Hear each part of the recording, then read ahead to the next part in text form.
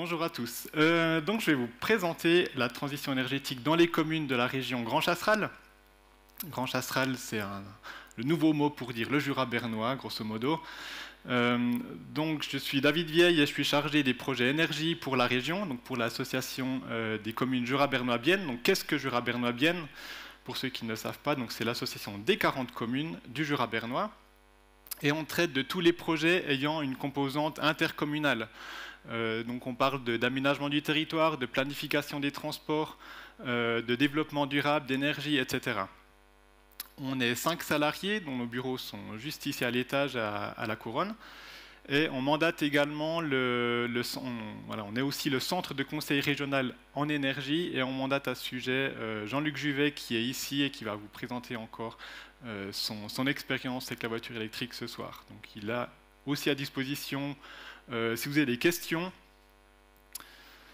Donc, parmi les projets qui touchent à l'énergie, on peut citer entre autres la conception régionale climat qui devrait être validée la semaine prochaine. C'est juste une boîte à outils pour que les communes puissent planifier le développement durable à l'échelle de leur commune. Donc c'est 31 fiches qui traitent de mobilité, de biodiversité, d'énergie et de gouvernance. Un autre projet, ce sont les plans directeurs communaux de l'énergie. Ici, on va, pour 4 communes que sont Saint-Imier, Tavannes, Tramelan et Val-Birs, on aide les communes à réfléchir à une planification énergétique à l'horizon 2035. Donc c'est une déclinaison de la stratégie au niveau communal. Donc c'est grosso modo comment on va se chauffer pour atteindre les objectifs que Christian a présentés tout à l'heure, donc de décarbonation de la mobilité, des chauffages. Donc ça, c'est ces plans directeurs qui vont le traiter.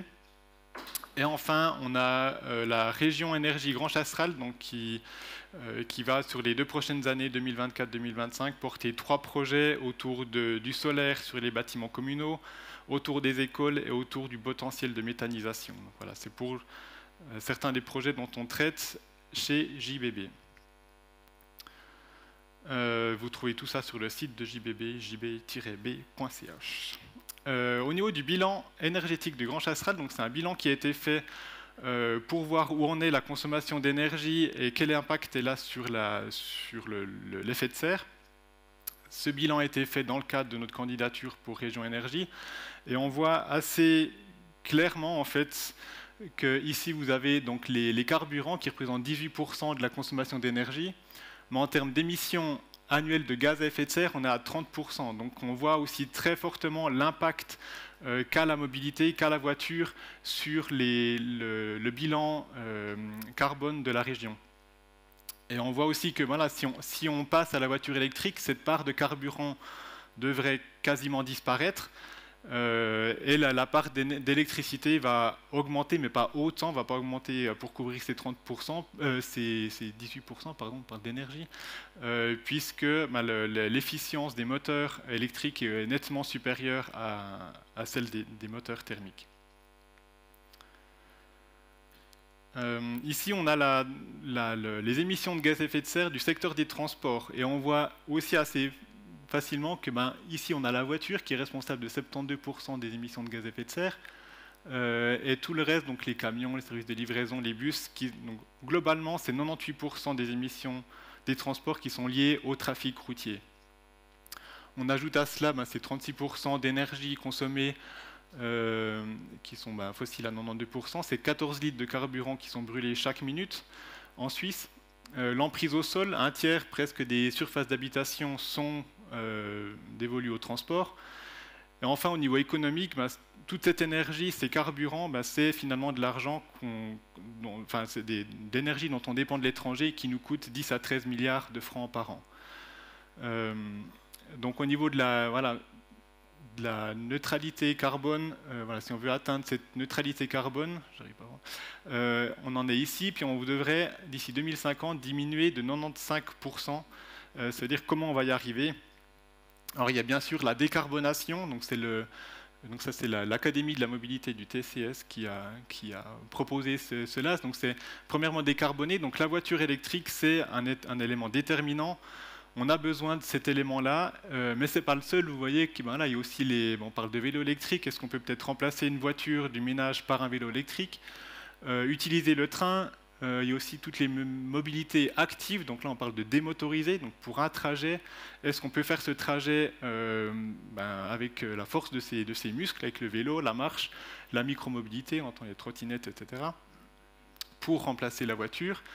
Enfin, déprivatiser, est-ce qu'on a besoin de 2 voitures par ménage ou est-ce qu'on peut trouver des solutions pour d'autopartage, typiquement Mobility, le covoiturage avec voilà, des trajets qu'on peut mutualiser pour aller à des événements, pour aller travailler, le bus à la demande qui va bientôt voir le jour dans le Jura bernois, et pourquoi pas un jour des voitures sans chauffeur, sur demande, avec une application.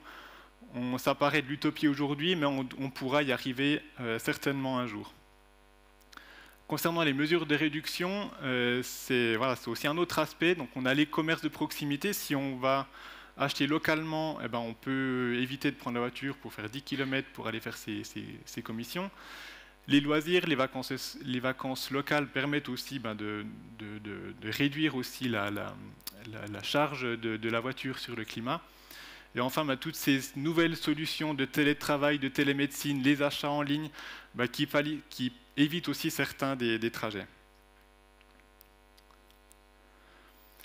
Et on voit que tôt ou tard, on va être confronté à la réduction de la voiture et puis de l'utilisation de la voiture individuelle. Et là, on voit entre 2019 et 2020, la situation du Covid nous a permis des changements assez drastiques. Donc là, on a clairement subi ce changement assez important. Moins 62% de kérosène, on est retombé au niveau des années 70, et moins 8% d'essence et diesel, on arrive au niveau des années 90. Donc on a pu vraiment drastiquement réduire les kilomètres parcourus, principalement en avion, mais aussi assez fortement en voiture. Donc c'est possible d'appliquer des changements assez rapidement si on y met la volonté. Et enfin, la voiture électrique, on peut se poser la question, est-ce que c'est une panacée qui va résoudre toute la solution du climat, etc. Ou est-ce que c'est un mirage? On peut se poser la question, voilà, ça demande beaucoup de ressources, ça demande un approvisionnement électrique. Christian a dit que la sécurité de l'approvisionnement n'était pas garantie jusqu'à 2050. On va voir, on doit trouver des solutions. Mais très clairement, il y a un avantage de la voiture électrique par rapport à la voiture thermique au niveau de l'efficience énergétique. Donc on va voir des exposés un peu plus en détail tout à l'heure.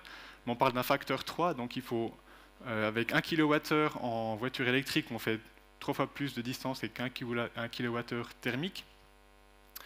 Ce courant peut être d'origine renouvelable et locale, il peut être alimenté par des panneaux solaires, la batterie peut être utilisée dans les deux sens, etc. Donc il y a pas mal d'avantages. Bilan carbone global, il est diminué de moitié. Enfin, il y a moins de bruit, moins de nuisances du fait du silence des moteurs. Et les batteries pourront être un élément du réseau. Donc ça solutionnera aussi, en tout cas partiellement, la question du stockage de l'énergie et puis de l'utilisation pour compenser aussi les pointes de production liées aux énergies renouvelables. Et il y a encore, c'est aussi un peu simpliste de dire aussi, on change juste le moteur de la voiture puis on continue comme avant. Il y a encore d'autres marges de manœuvre sur lesquelles on peut compter pour encore augmenter l'efficacité liée à la mobilité. On peut citer par exemple la capacité des batteries, de quoi on a besoin si on parcourt tous les jours 20 à 30 km, est-ce qu'on a besoin d'une batterie qui a une capacité de 500 km, en sachant que la capacité de la batterie a une influence sur le poids, donc sur la consommation d'énergie. La taille et le poids des voitures, on a ici un exemple de la Microlino, qui est une petite voiture qui a été imaginée, en tout cas conçue en Suisse, qui est fabriquée, je crois, en Italie, et qui commence à circuler sur les routes. Donc c'est une toute petite voiture de 500 kg. Est-ce que ça ne suffit pas pour les trajets du quotidien, du domicile au travail? Enfin, peut-être qu'un jour on aura des filières de fabrication et de recyclage des voitures, des batteries qui permettront aussi de réduire l'impact sur le climat.